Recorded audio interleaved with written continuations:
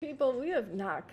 And this, I'm telling people that I really think they have the largest copper and gold deposit. I am wondering, all right, so this is their article, that in 6 days we will know. Well, that obviously courts run very slowly, so we don't exactly know. But when you plug this article in, okay, it's subsidiary, Pebblebrook partnership, active settlement talks with the EPA to address the agency's veto of the Pebblebrook. In a July 3rd court filing, these negotiations have fueled investor optimism, obviously. But we're going to have copper gold molybdenum deposit in Alaska. Massive. And the veto is really the only major barrier. People, I'm wondering if NOC could get to USAR levels, because USAR, they actually, wait, I think USAR's project is the Red Top project approved. I think that one is. How much deposits do they have? But they're different because they're going to be rare earths, so you can't really compare it to. But copper is equally important. So, and you could say everybody seems to love gold.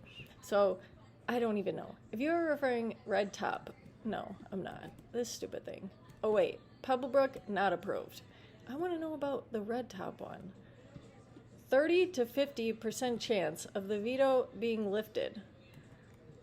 I would almost say that there is more than that. I think there is more of a chance than that. Then they're going to have copper, molybdenum, silver. Dude, I don't even know. Wait a minute. That would also, TMRC is also involved in that one, but you can't buy TMRC. Wait, and it's not the Red Top, it's a round top. They don't even move very much. Even, I guess because everyone, USAR has a bigger claim, but you could say, all right, there is definitely rare earth. So to say that NOC could get to USAR levels might not be as likely, because rare earth is like very sought after. So when it says operation by 2023, but it's not been met, permitting delays and technical challenges, but you would say that the permitting delays are no more. So, high priority infrastructure project designation, government support, and successfully pilot processing increase the likelihood of eventual, likely 60%, 60-80 over the next 3 to 5 years. Well, NOC will take longer than 3 to 5 years. It'll be like 10 years to get anything out of the ground, but that doesn't necessarily mean that NOC can't stay maybe around. If this is, and well, they just went up, so that's the other thing. But I bet NOC could stay around $5. We will see. And then the other one, because then I'm going to say NB. I think that NB is finally due for something. They had a lot of shoots. Well, not a lot. Well, occasionally. This was their big one, okay? And then they are going back up. But I really think they have now received the final approval for their full-scale mining operations as latest available. And I put an article in. So they're saying it's the advanced stages of permitting. This NB also has rare earth. So this could be additional permits related to the mining operations, waste management, and water use. I'm sure they're doing everything up to snuff, for sure. This one has a moderately high likelihood of approval. Obviously, I saw something about Elk Creek already being approved, but maybe that was just they're on some list for some, I don't know. But when Elk Creek, either way, well, what they really need is funding. And that's, man, the institutional backing for strategic rare earth. If they got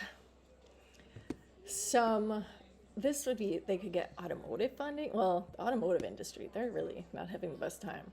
But this one, the $810 million in potential funding, that is just what NB needs. I don't know. And then there's also NG, which is going to be gold. But, which I guess gold is always something they really want. Another Alaskan one. And then TMQ. I would like TMQ to finally be able to do something, because what the hell? All right, so TMQ is waiting for the Amber Access Project, all right? And they have critical for the Upper Kobach Minerals Project in Alaska's Ambler Mining District. Now, TMQ has looked like they've done okay. I mean, dude, they kind of have, I don't want to say they have a knock situation, but I get 50% interest, that's the difference, in Ambler Metals, a joint venture with South Limited, holds 100% of the Upper Kobach Mineral Project in the Ambler, Northwest Alaska. Two primary deposits, volcanogenic massive sulfide and bornite carbonite replacement deposit, which hosts polymetallic resources of copper, zinc, gold, silver, and cobalt. The cobalt's big, real big, I might say, right? Right? I guess, yes. This would be 36 million tons of all, I don't know. This one could be big too, because the whole thing, it's been held up by similar situations, 12-year mine life. 159 million pounds of copper. A 17 mine life. 1.9 billion pounds of copper. TMQ is quite a little bet as well. I think I might want to get into more TMQ, if I'm being honest, because they just, well, the thing about it is it's an Alaskan company.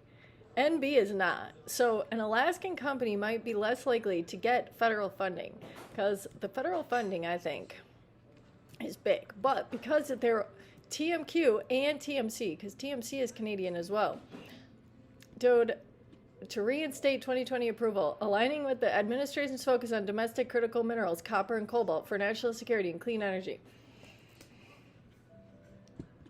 I think TMQ could have quite a time. I think I'm going to get more TMQ. I think I might get, the 50% stake, but still, 50% of a shitload of fucking cobalt and copper is a big-ass deal, in my opinion. I don't know. I think this is another one. TMQ, NOC, NB.